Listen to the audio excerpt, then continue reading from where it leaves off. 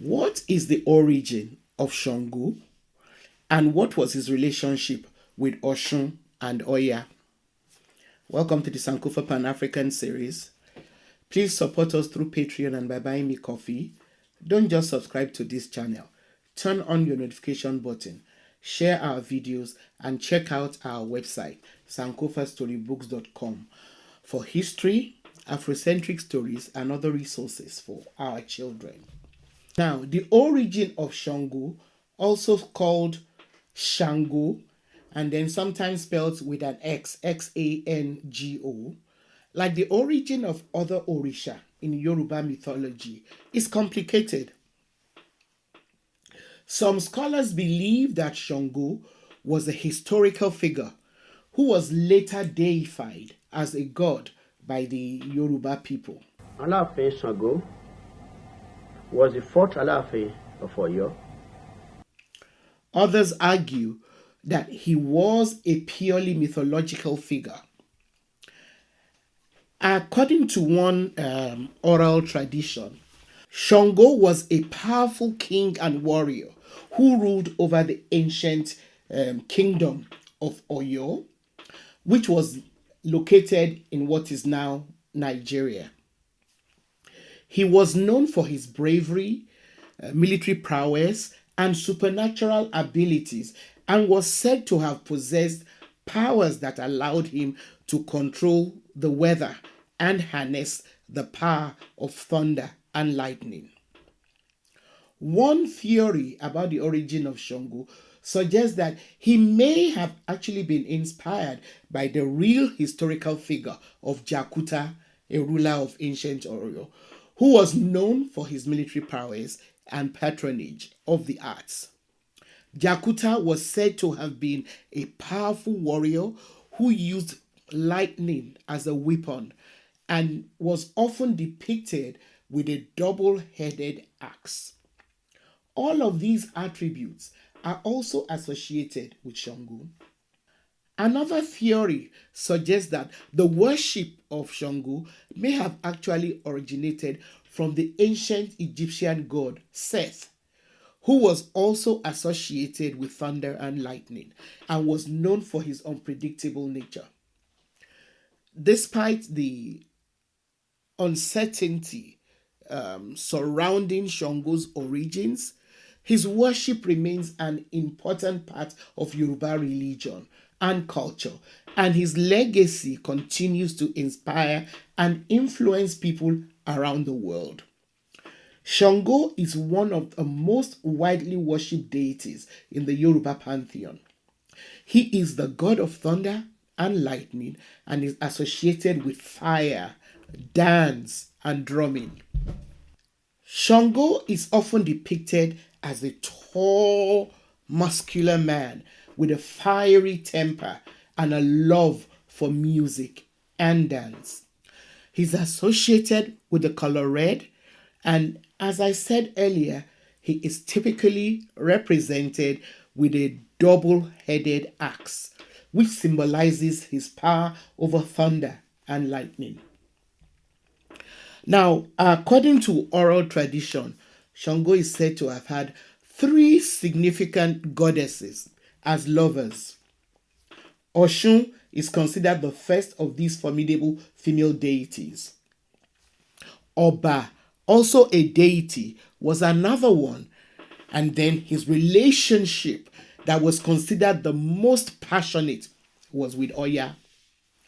Sango's relationship with Oya was unique because they had complementary superpowers. Oya had the power over the winds and rain, which complemented Sango's power over thunder and lightning. Together, they were a formidable force.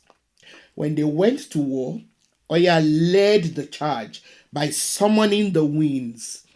At her command, the winds would blow and fell trees, roofs, and other structures that were in the way. When Sango set fire through thunder and lightning to destroy their enemies, Oya would breathe wind into the fire to make it more ravenous. They were so close that Shango trusted her with his Edunara, the special stone with which he summoned lightning.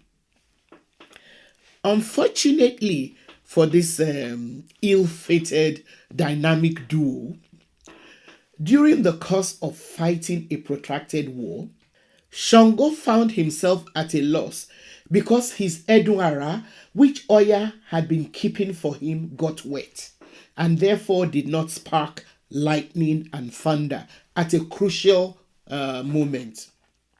Shango therefore lost the war. According to the tradition in Oyo at that time, when a ruler was considered to have failed his people, he was presented by his chieftains with a calabash containing the egg of a parrot. This symbolized that the ruler had been rejected by the people and should either commit suicide or go on exile. And according to one version, Shango committed suicide when he was presented with the calabash.